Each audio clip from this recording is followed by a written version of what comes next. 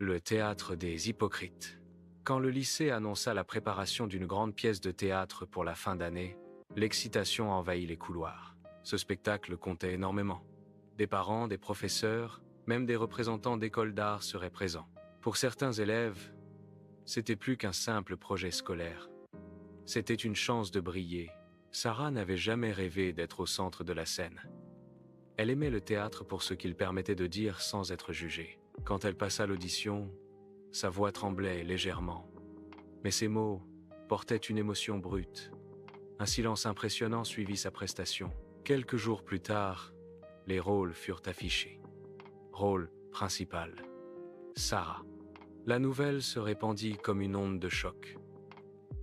Certaines félicitations étaient sincères. D'autres sourires semblaient collés de force. Parmi eux, celui de Mélissa, connue pour son assurance et son besoin constant d'attention. Elle avait toujours pensé que le rôle principal lui revenait de droit.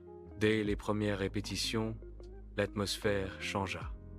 Des remarques déguisées en conseils. « Tu devrais parler plus fort.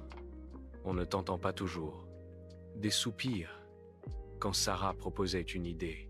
Des regards échangés dans son dos. Puis vinrent les incidents. Un jour, le script de Sarah disparut. Un autre jour, son costume fut retrouvé taché, inutilisable. Une répétition entière fut sabotée parce que quelqu'un avait modifié les horaires sur le groupe de discussion. À chaque fois, Sarah doutait. Était-ce un accident? Une coïncidence? Elle encaissait, silencieuse, refusant de créer un scandale. Elle répétait seule chez elle, tard le soir, apprenant ses répliques à la perfection. Le théâtre était devenu à la fois son refuge et son épreuve. Un après-midi, alors qu'elle répétait sur scène vide, Hugo, le technicien lumière, resta quelques instants de plus. « Tu sais, ce qui t'arrive, ce n'est pas normal, » dit-il calmement. Il lui parla de ce qu'il avait vu. Des chuchotements, des rires étouffés, des messages supprimés trop vite. Sarah comprit alors. Ce n'était pas le hasard. C'était un jeu cruel. La tension atteignit son sommet la veille de la représentation générale. Le décor principal s'effondra partiellement. La panique gagna la troupe. Le professeur était furieux. Certains regardaient Sarah, comme si elle portait la malchance. Ce soir-là, Sarah pleura pour la première fois depuis le début du projet. Pas de faiblesse, mais de lassitude. Elle songea à abandonner, à laisser la scène à ceux qui se nourrissaient de faux sourires. Puis elle relut le texte de la pièce. Une phrase la frappa. « Les masques tombent toujours quand la lumière est trop forte. » Le soir de la représentation arriva. La salle était pleine. Les projecteurs s'allumèrent. Les murmures cessèrent. Dès la première scène, quelque chose changea. Sarah ne jouait plus pour plaire. Elle jouait pour dire la vérité. Chaque mot semblait chargé d'une force nouvelle. Sa voix était stable, habitée.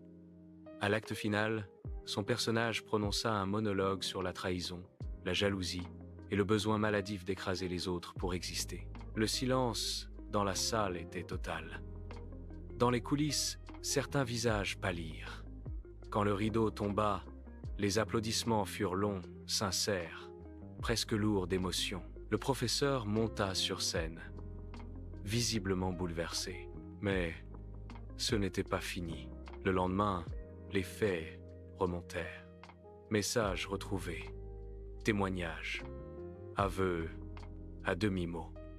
Mélissa fut confrontée. Son masque s'effondra. Ses excuses sonnèrent creux, tremblantes. Elle n'était plus la reine des regards, juste une adolescente dépassée par sa propre jalousie. Sarah, elle, ne chercha pas la vengeance. Elle avait gagné autrement. Dans les couloirs, les regards changèrent. On ne la voyait plus comme une fille chanceuse, mais comme quelqu'un qui avait tenu debout malgré les coups invisibles. Le théâtre avait joué son rôle. Il avait révélé les hypocrites et offert une scène à la vérité. Sarah comprit alors que certaines lumières ne servent pas à éblouir, mais à montrer ce qui se cache derrière les masques.